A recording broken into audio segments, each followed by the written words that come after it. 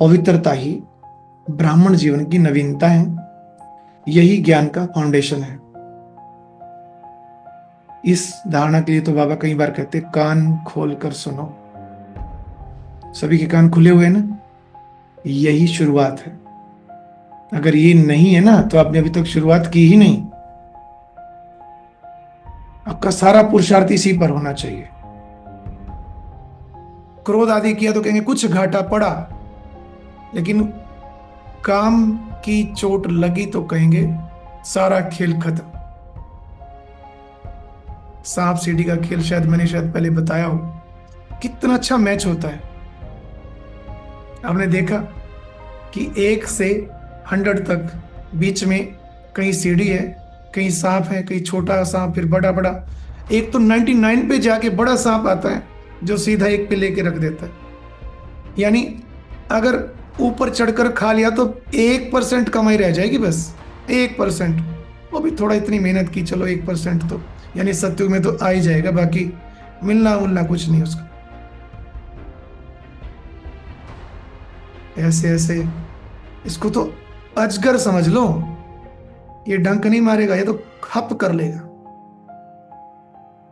इसलिए अक्सर कई बार सुनते हैं, ये थोड़ा सा ना विषय बहुत अहम है, बहुत जरूरी है हमारे लिए। कईयों का सुनते हैं, जब भी पूछते हैं कि धारणा है, हाँ जी है। कब से? सोच के बताएगा 6 महीने हो गए जी। ज्ञान में कब से हो? ज्ञान में तो जी 10 वर्षों से, बस बीच में टूट गई थी धारणा। आप 1 वर्ष बाद फिर पूछते हैं धारणा है, हाँ जी 3 महीने से है। ये उनकी हालत होती है। और बहुतों को ऐसा है जो छिपाए बैठे। सावधान, इसकी सजा बहुत कड़ी सजा है।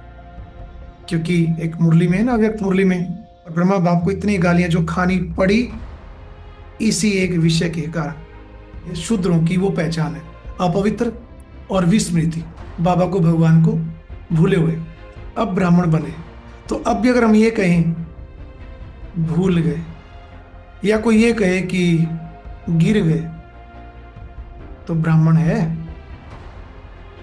आप अपना ख्याल रखो। खुद ही कमजोर होंगे तो दिक्कत आती है। आप खुद मजबूत होंगे, बाबा से शक्तियां लेते रहेंगे, तो इस संसार में कोई ऐसा दुशासन नहीं है जो आपके साथ ऐसा दुस्साहस करे कि आपकी इस संपत्ति को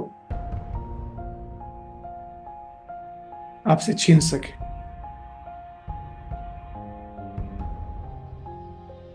ठीक है, वो दुशासन दिखाया है ना द्रौपदी का चीरहरण करते हुए, तो कहीं ना कहीं चूक हुई थी उससे, तब ऐसा हुआ। फिर भी दिखाते हैं कि भगवान ने तो उसकी भी रक्षा की। बाबा तो रक्षा करता है, परंतु द्रौपदियां क्या करती हैं, सीताएं क्या करती हैं, प्रश्न तो ये है। तो हे सीताओं, द्रौपदियों, अपना ख्याल रखो। ऐसी कोई बात ना मुख से बोलनी, ना सोचनी, करना तो बहुत दूर, जिसमें अपवित्रता का अंश भी हो। ऐसी बातें घर में होनी नहीं चाहिए। अपने को देवी का रूप समझो। कई बार ऐसे कमेंट्री के योग भी चलते हैं जिनमें बार बार फील कराते हैं कि मैं देव हूं, मैं देवी हूं, पूरा घर स्वर्ग है, बच्चे भी छोटे छोटे देवी देवताएं हैं। लड्डू गोपाल कहते हैं ना, ऐसी फीलिंग सारा दिन रहे। घर का वायुमंडल बहुत पवित्र बनाओ, क्योंकि समय नहीं रहा। ये गिरना उठना कब तक चलेगा? सब समझ गए होंगे, गलतियां तो होती हैं, होती है ना? अगर होती है तो आज से दृढ़ संकल्प करो, सदा बाबा को साथ रखेंगे। ठीक है? और अब यह एक बहुत अच्छी वीडियो भी जरूर देखें।